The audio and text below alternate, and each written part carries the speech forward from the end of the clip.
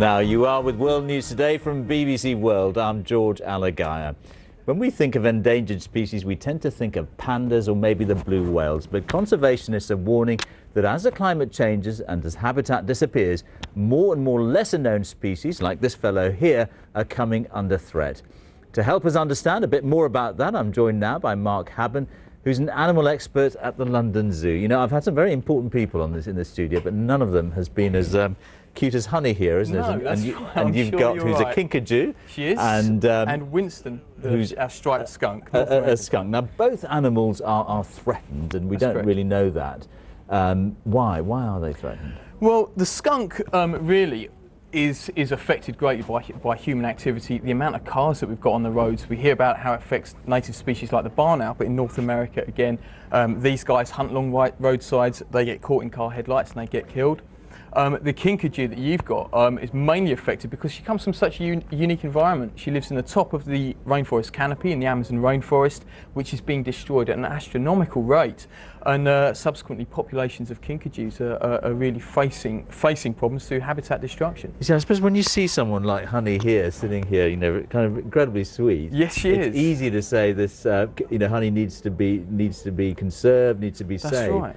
But I guess your argument really is not with people like me, but with those people who are chopping the trees down. How do you persuade them? Well, it's looking at the bigger picture, really. You can understand people need to make a living cutting down trees to sustain a family, but looking at larger companies cutting down rainforests for farming, for meat production, and also oil companies as well. We really need to put the message across to them that climate change can be affected through mass loss of environments like the rainforest, which absorbs a lot of CO2, produces the largest percent of the world's oxygen as well. We need this area. So you need to take this campaign out to them, and you've in fact, at the London Zoo, started a new campaign. I think it's called The Edge of Extinction. That's correct, isn't it? yeah. That's looking at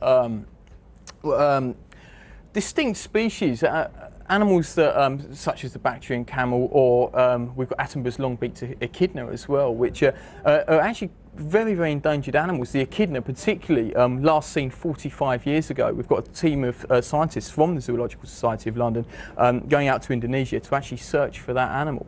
And looking at animals like the Bactrian camel, everybody knows what a camel is, but very few of us realise how affected it is through fragmented populations.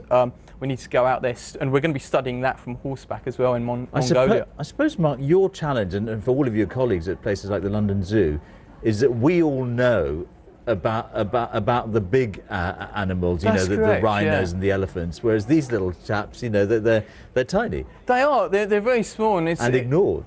Exactly that. And very few people have even heard of a kinkajou. But I mean, you can see from yourself what a fantastic creature she is.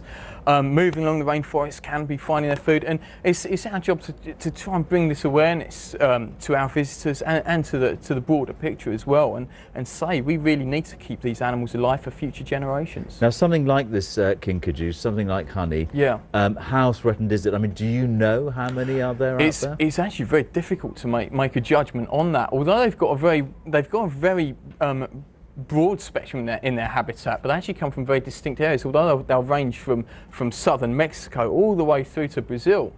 But they do live in a very unique environment. The top of the rainforest canopy, they're primarily nocturnal, so studying anything that lives 40 foot up a tree only comes out when it's pitch black is very hard. So, but in which case, if it's so difficult to know where they are, how can you be sure that in fact their numbers are going down? Because we know that their habitat's being destroyed. This is an animal that won't live on the ground, she'll only live up in the trees, and the rainforest is being pushed back through deforestation.